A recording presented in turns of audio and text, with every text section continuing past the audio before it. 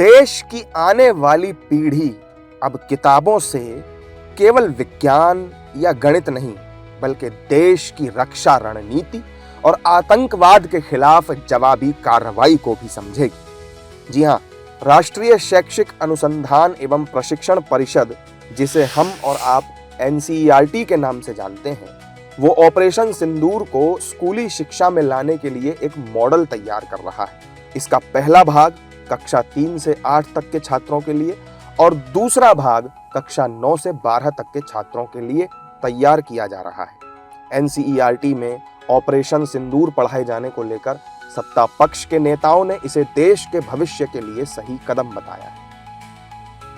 बिल्कुल, मैं तो बाहर भी गया था। ऑपरेशन सिंदूर में ये साधारण घटना नहीं है, बिल्कुल पढ़ाना चाहिए। देश के आर्मी के, देश के एयरफोर्स का जो प्राइड का थाम था, इसी देश पे आतंकवादी हमला होता था, हम लोग कुछ कर नहीं पाते थे, बोलते रहते थे सिर्फ। और पहली बार इस हमला में पाकिस्तान के 200 किलोमीटर अंदर जाकर के जो आतंकवादी ट्रेनिंग सेंटर था, उसको भारत की सेना ने जाके नस्त नाबूद किया जाकर। ये तो साधारण बात नहीं ना है, बड़ी बात है ना।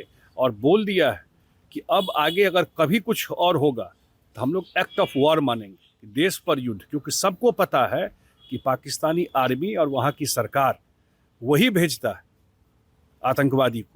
See, this Operation Sindoor is the testimony of the bravery and the valor of our armed forces, three wings of armed forces. So obviously, our children should know about it in their curriculum, and I believe that will also inspire them to participate, to join Indian armed forces in their future life.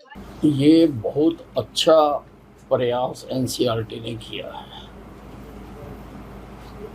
कि जो हमारी वीर गाथाएं हैं, जो operation सिंदूर के माध्यम से हमने किस प्रकार से पाकिस्तान के दांत खट्टे किए हैं, किस प्रकार से हमने आतंकवादियों के अड्डों को उड़ाया है, वो हमारे स्कूलों में बच्चों को शुरू से ही उनके बारे में ज्ञान दिया जाना चाहिए, और ये बहुत अच्छा प्रयास है।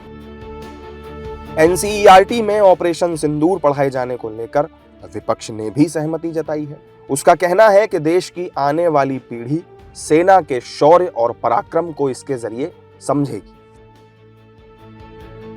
देखिए, उसको सरकार का विचार है तो कोई नहीं, लेकिन पूरी पृष्ठभूमि में हमने भी पढ़ा है ना। जब हमारे दौर में हमने चाइना वॉर में हमारे जो हुआ है, उससे पूर्व ब्रिगेडियर उस्मान के बारे में, ये सब चीज़ हमारी पढ़ाई लिखाई का हिस्सा रहा है।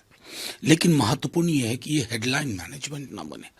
मुझे इस सरकार से चिंता सिर्फ एक बात की होती है। देखिए, ऑपरेशन सिंदूर में सेना के वीरता, शौर्य, पराक्रम को पढ़ाना ये गलत बात नहीं है।